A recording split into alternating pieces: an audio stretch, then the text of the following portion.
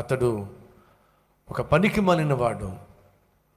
మాలిన వాడు అనుకోకుండా ఉన్నత స్థాయికి చేరాడు. ఉన్నత స్థాయికి చేరటమే కాకుండా ఒక అందమైనటువంటి అమ్మాయి తనకు ఎప్పుడూ కూడా తోడుగా ఉండేది. ఆ అమ్మాయికి తనంటే చాలా ఇష్టం. ఆ అమ్మాయికి అతనంటే చాలా ఇష్టం. పెళ్లి చేసుకున్నారంటే పెళ్లి చేసుకోలే. 16 సంవత్సరాలు ఆ అమ్మాయి ఆ అధికారికి తోడుగా ఉండేది, అండగా ఉండేది, తనతోనే ఉండేది. ఆఖరికి ఓ రోజు తీర్మానం తీసుకున్నాడు. ఏమిటంటే 16 సంవత్సరాలుగా నన్ను విడిచిపెట్టగా నీడగా నాతో పాటు ఉండిపోయావు. నేను పెళ్లి చేసుకోవాలని నువ్వు చాలా ఆశపడ్డావు. నీ కోరిక నేను తీరుస్తున్నాను. పెళ్లి చేసుకున్నాడు. పెళ్లి చేసుకున్న తరువాత పట్టుమని 2 రోజులు కూడా అతడు ఆమెతో కాపురం చేయలేకపోయాడు. తను పెళ్లి చేసుకున్న 40 గంటల్లోనే తాను సైనాయిడ్ నోట్లో వేసేసుకున్నాడు. తన భార్య కూడా సైనాయిడ్ ఇచ్చేశాడు. సైనాయిడ్ తెలుసు కదా, భయంకరమైనటువంటి పాయిజనస్ టాబ్లెట్. అంతేకాదు తుపాకీ తీసుకున్నాడు, తాను కాల్చేసుకున్నాడు.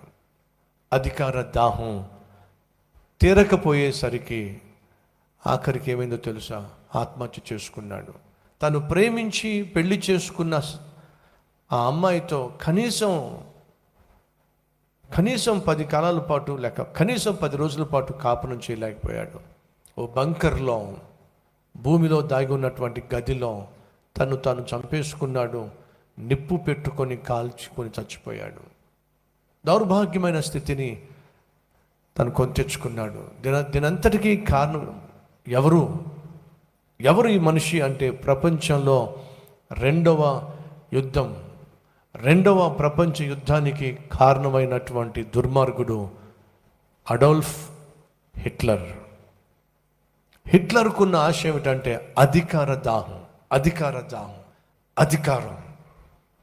ఆ అధికార దాహం ఏం చేసిందయ్యా అంటే యూదులను పొట్టను పెట్టుకుంది.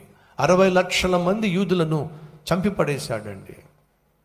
ఆ అధికార దాహంతోనూ తప్పుడు నిర్ణయాలు తీసేసుకున్నాడు.